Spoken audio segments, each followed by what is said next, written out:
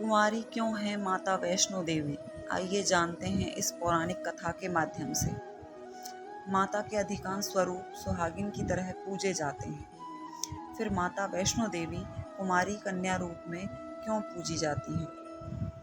त्रिकुट पर्वत पर विराजने वाली माता वैष्णो देवी का धाम माँ जगदम्बा का जागृत पीठ है। माता वैष्णो देवी के भक्त दुनिया भर से आते हैं और माता से मनोकामना पूर्ति का वरदान लेकर जाते हैं। माता वैष्णो देवी के मुख्य भवन पर पहुंचने से पहले एक अर्धकुमारी गुफा भी आती है, जहां से भक्तों को रेंगकर पार करना होता है। कहते हैं माता वैष्णो देवी के भक्तों के लिए यदि हर बार संभव ना हो तो भी कम से कम एक बार तो अर्धकुमारी गर्भ गुफा से पार जरूर कर लेना चाहिए। धूमावती माता और एकाध अन्य माता के स्वरूपों को छोड़ दें तो माँ जगदम्बा ज़्यादातर जगह सुहागिन रूप में ही पूजी जाती हैं।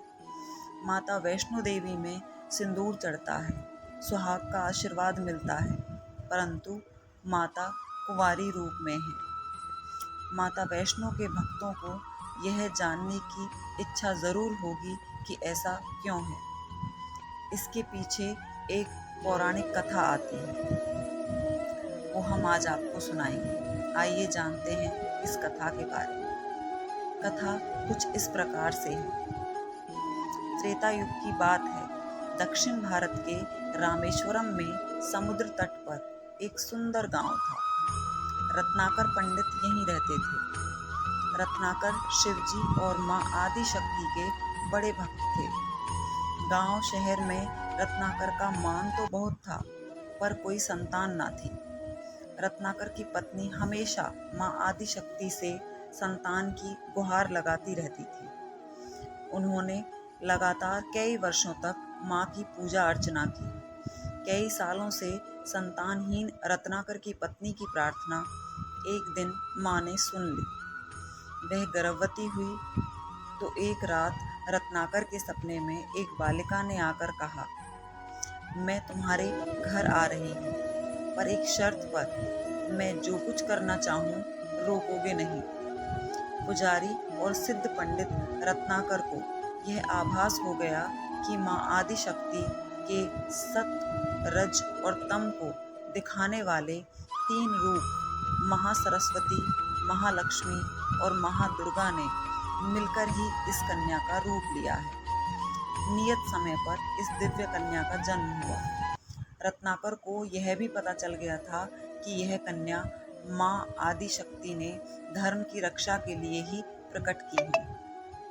रत्नाकर उसी भाव से कन्या का लालन पालन करने लगे।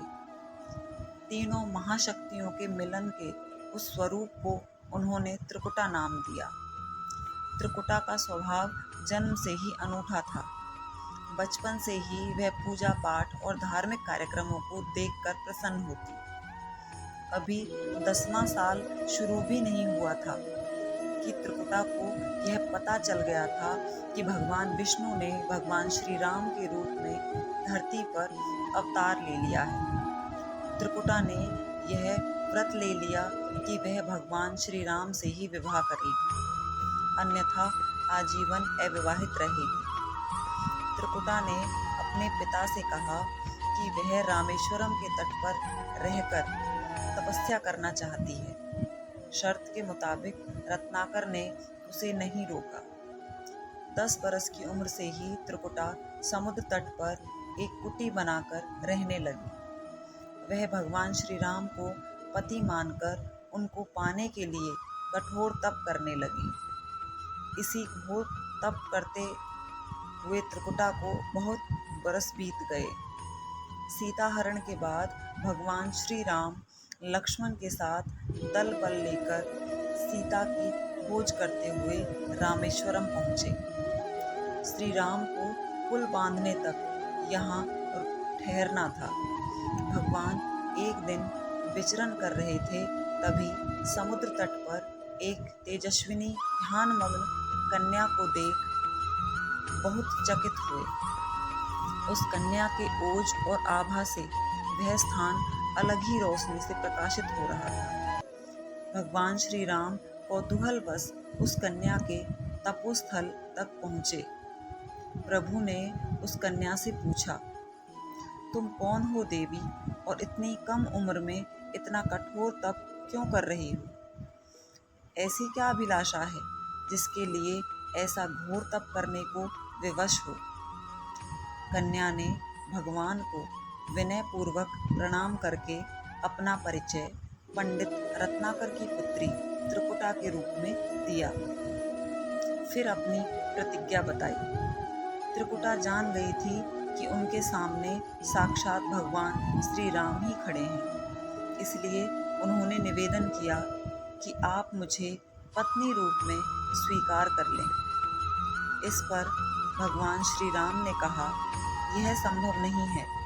मैं एक पत्नीक रहने का संकल्प ले चुका हूँ और उसमें बंधा हुआ हूँ। अपनी पत्नी के अपहर्ता को दंड देने के लिए यहाँ तक सेना सहित आया हूँ। त्रिपुटा को यह सुनकर आघात पहुँचा। उन्होंने अपने कठोर तप का वास्ता दिया और भगवान से विवाह करने की पुनः याचना की। त्रिपुटा ने कहा, प्रभु, क्या मेरा यह तप व्यर्थ गया? मेरे तप में वह शक्ति नहीं कि मैं आपको प्राप्त कर सकूं। मेरा तप अभी कम है, तो मैं इसे और कठोर करूंगी और तब तक जारी रखूंगी जब तक मेरी अभिलाषा पूरी नहीं हो जाती। भगवान ने कहा, जब मैं सीता का पता लगाकर लौटूंगा तब तुम्हारे पास आऊंगा।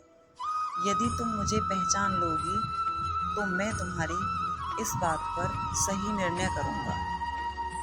त्रिपुटा को इस बात से बड़ी प्रसन्नता हुई कि उसका तप सफल है।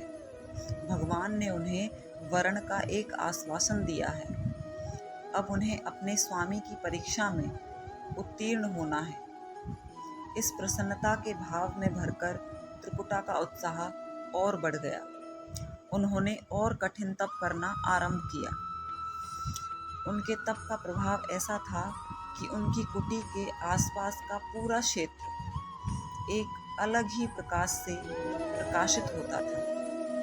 भगवान श्री राम ने रावण के साथ युद्ध कर उसे हराया। विभीषण को लंका का राजा बनाकर अपनी पत्नी, भाई और समस्त सेना के साथ वह अपने नगर को लौटने लगे।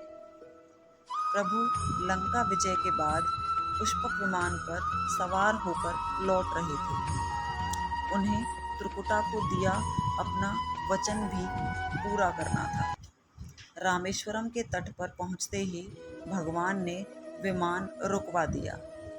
सभी कौतूहल में पड़ गए तो प्रभु ने उन्हें कुछ पल उनकी प्रतीक्षा करने को कहा।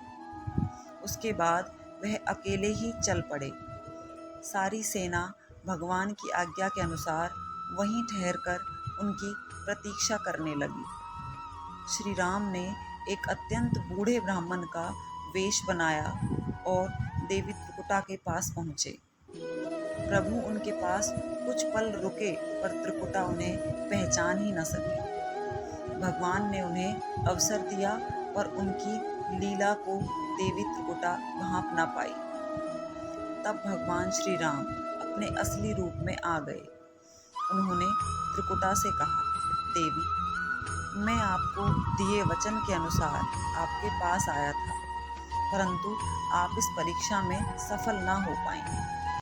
वैसे भी इस जन्म में सीता से विवाह कर मैंने एक पत्नी व्रत का प्रण लिया है, इसलिए तुम्हारे साथ विवाह तो असंभव ही था।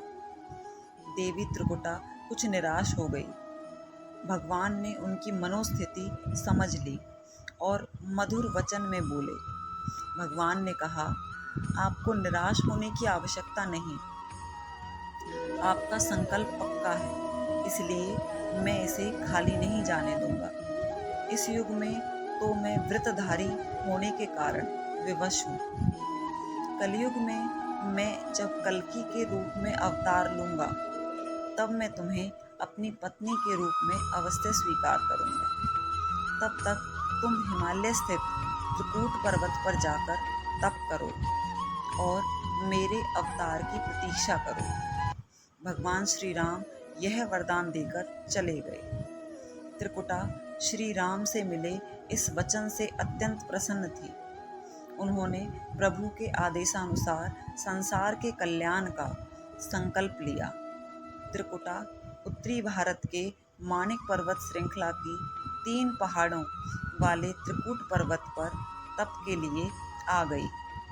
वहीं माता वैष्णो देवी के नाम से विराजमान है और श्री हरि का वरदान होने के कारण वैष्णो माता भक्तों की सभी मनोकामनाएं पूरी करती हैं। इसलिए माता का स्वरूप कुंवारी का है।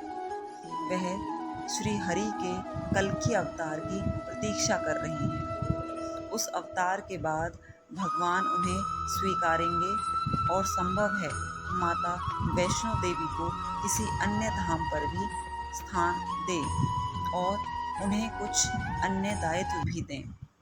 यह कथा लोक श्रुति पर आधारित है और दक्षिण भारत की बहुत ही प्रसिद्ध लोक श्रुति है। माता वैष्णो देवी के श्रद्धापूर्वक भक्ति के साथ आने वाले भक्तों की मनोकामना अवश्य पूर्ण होती है। माता के मंदिर में ही ऊपर भैरवनाथ की गुफा है। यह भैरवनाथ शिव स्वरूप भगवान भैरव नहीं है, बल्कि एक अघोर हठी साधु भैरवनाथ है। भैरवनाथ को नाथ पंथ का साधक भी माना जाता है। तो इस प्रकार आपको पता चल गया होगा कि माता वैष्णो देवी अभी तक कंवारी क्यों है। आपको इस कथा को जानकर कैसा लगा, प्लीज़ कमेंट करके ज़रूर बताइए। Thanks for watching and please like and subscribe the channel. Thank you.